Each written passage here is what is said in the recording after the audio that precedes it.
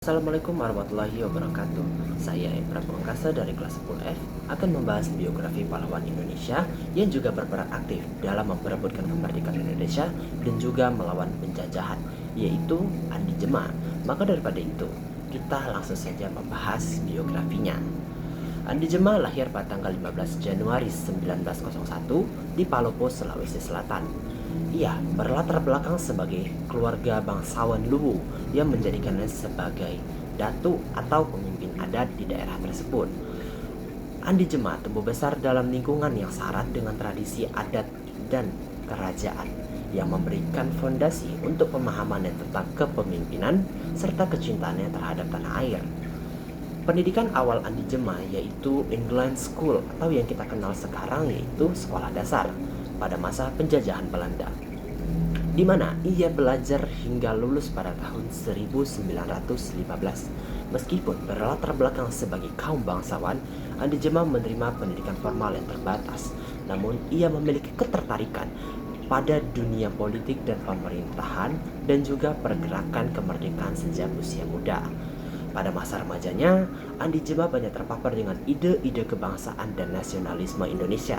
Ia sangat dipengaruhi oleh pengaruh politik yang terjadi di Indonesia pada waktu itu dan pada akhirnya memilih terlibat aktif dalam melawan penjajahan Belanda.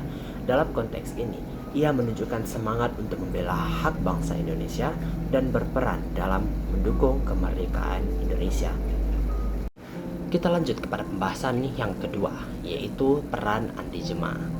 Kedatuan Luwu merupakan kerajaan pertama di Sulawesi Selatan yang menyatakan akan bergabung dengan Republik Indonesia.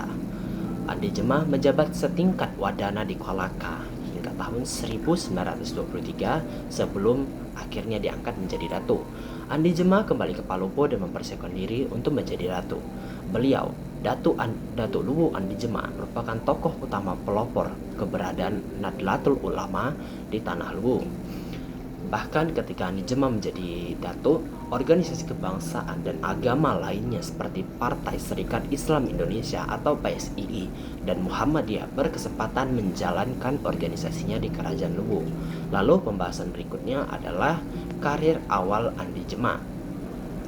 Pada tahun 1919, Andi Jema bekerja sebagai sulawetang atau kepala listrik di Ngapa. Kemudian ia dipindahkan ke Wari hingga tahun 1931. Pada saat itu ia juga menjabat sebagai wakil Datuk Luwu. Pada periode inilah ia terlibat aktif dalam kemerdekaan Indonesia dan juga mendalami ilmu nasionalisme.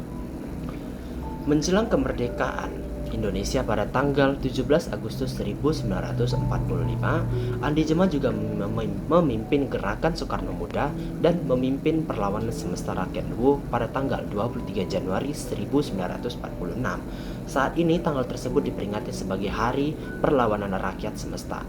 Perlawanan semesta rakyat Luwu mencatat sejarah karena merupakan perlawanan terbesar dan terluas hingga sepanjang 200 km. Wow, begitu panjang pada saat penjajahan tersebut.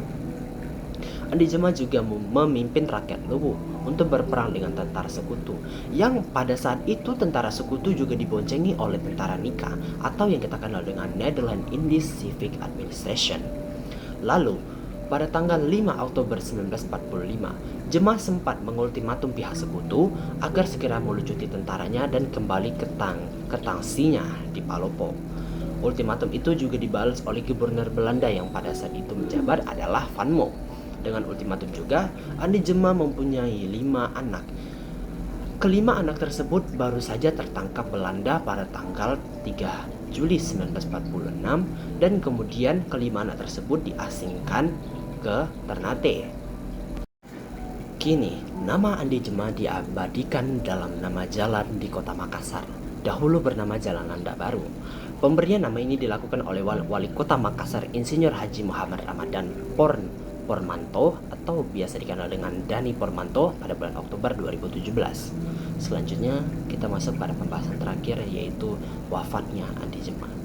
Selepas Belanda mengakui kedaulatan Indonesia, Andi Jema pun dibebaskan. Kemudian ia kembali ke Makassar pada Maret 1950. Andi Jema wafat di usia 64 tahun pada tanggal 23 Februari 1965.